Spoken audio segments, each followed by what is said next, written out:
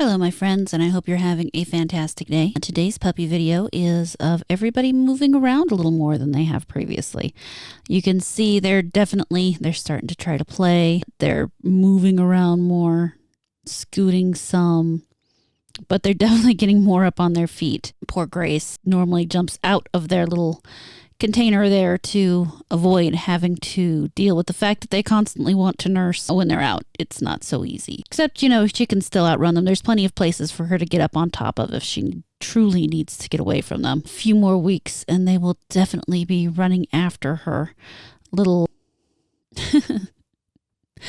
Carolyn in the back is playing with one of the food dishes. Meanwhile, they're trying to puppy pile on top of one another.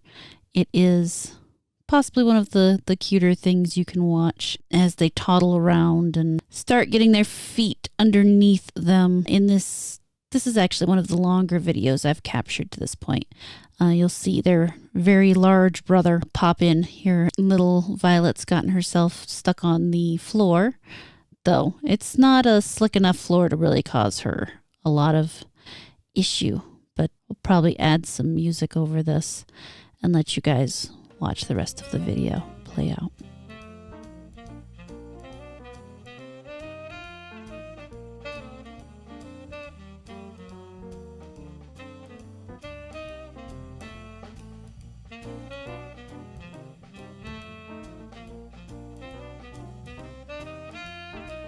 You do see Sydney there nosing his little sister. He wants so badly for them to play with him, but they are still not quite big enough to really obviously play. But he tries, but he's so gentle with them despite being, oh my God, so many times their size. He's even awfully large for his breed. It's supposed to be between 4 and 8 pounds, and he is actually 18, 19 pounds now.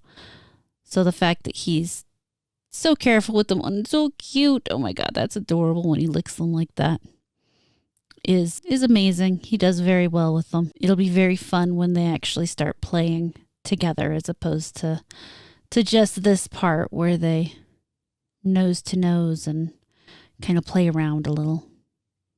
So as I'm sure you've heard by now, Indiana Jones and the Great Circle released for early access at 7 p.m. yesterday. Now, it did not, however, release with full ray tracing, which, I know a lot of people don't care about ray tracing, but in my opinion, if I am buying a game for $30 more, and I'm supposed to get extra time with the game, I should get the full game. If there are any day one patches, I should have access to those because that should be part of the early access. That should not be something I have to wait for the game to launch fully to everybody to have, because otherwise, why am I spending that extra money? Now, I don't believe that this whole few days extra bullshit should exist for premium games if you're not actually offering a for real value in the game. And at this point, I can't even think of what for real values really are anymore. They give you some skins sometimes. They might give you an extra weapon or two. But most of these things can even be bought later when they offer the premium edition again after release.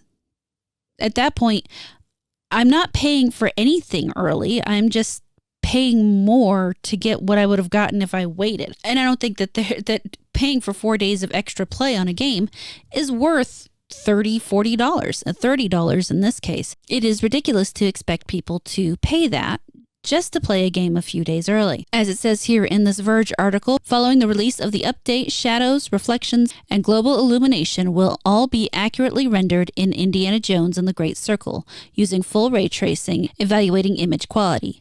NVIDIA says in a blog post, and DLSS ray reconstruction will be coming soon, according to an emailed media alert. Now, this game already requires a pretty hefty computer, apparently, and we'll look at that in just a moment. But the developer for Machine Games explained why, saying Indiana Jones and the Great Circle uses a technique called global illumination to light the environment and characters. Our engine, Motor, used by Machine Games, uses hardware ray tracing to calculate this.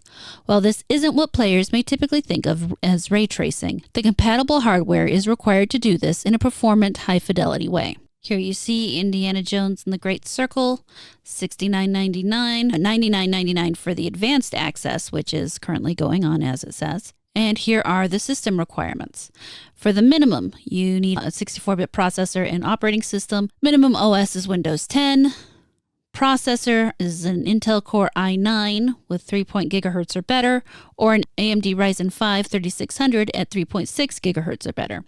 16 gigabytes of RAM, an NVIDIA RTX 2060 Super 8, or an AMD Radeon RX 6600 8, or Intel Arc A580, 120 gigabytes of available space.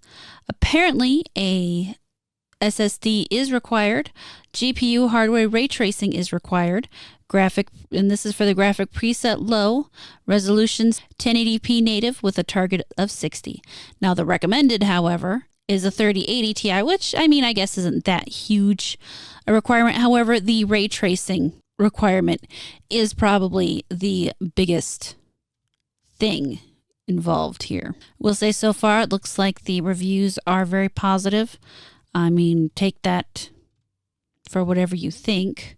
Here is one negative. Let's see what they had to say. From what I'm gathering, this may be a person-to-person different situation. A lot of people aren't having problems. I think the graphics aren't compatible with some features unless you put everything on the low graphics. Terrible technical problem. The game is crashing when I try to start on Steam. I spent about 20 minutes fixing some things around to see what the problem might be. I did something to get the game to work, yet I was tweaking the graphics setting after feeling the shadows and textures could use a cleaner look. Now this right here is probably because the ray tracing is not yet available. I had to restart the game. Now the game is crashing again at startup. Note, when I finally do get to the game, I'm having a 9 out of 10 experience. I'm only negative till I can get this crap fixed. Video games are supposed to be click, play, and go.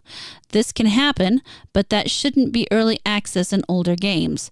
Not usually a game on its release date, but this is a high quality game, so I'm giving it a little wiggle room to breathe. Got back to loading, yet locked up, trying to get to the main menu. Perhaps a graphics situation.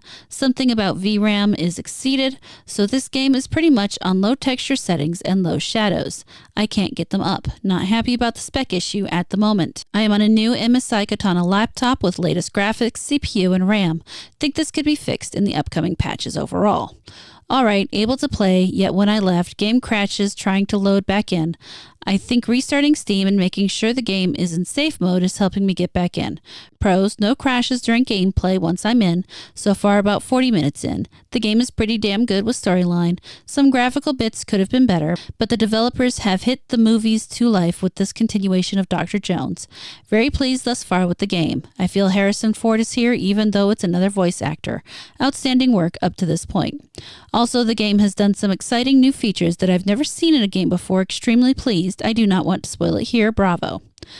Again, I'll give a better review once the crashes get figured out.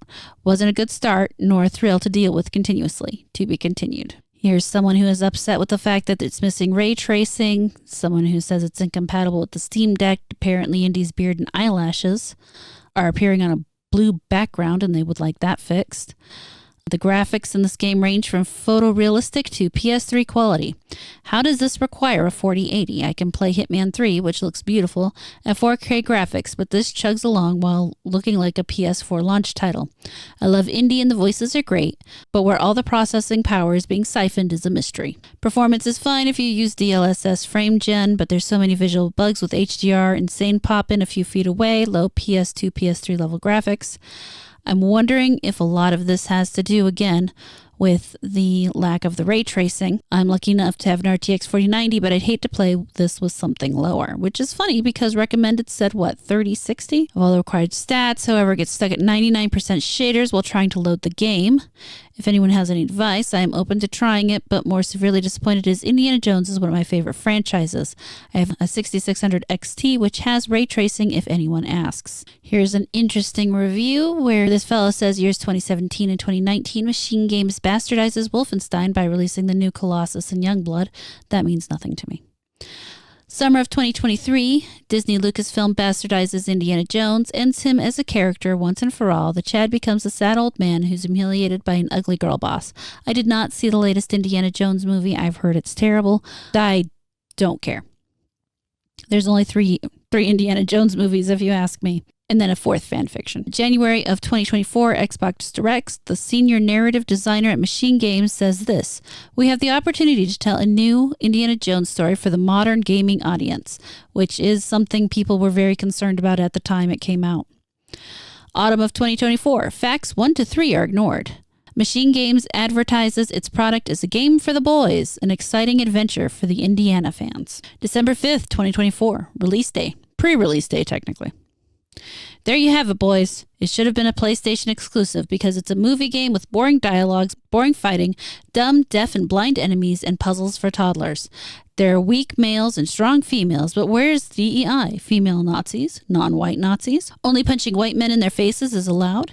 You can't even whip your partner for misbehavior.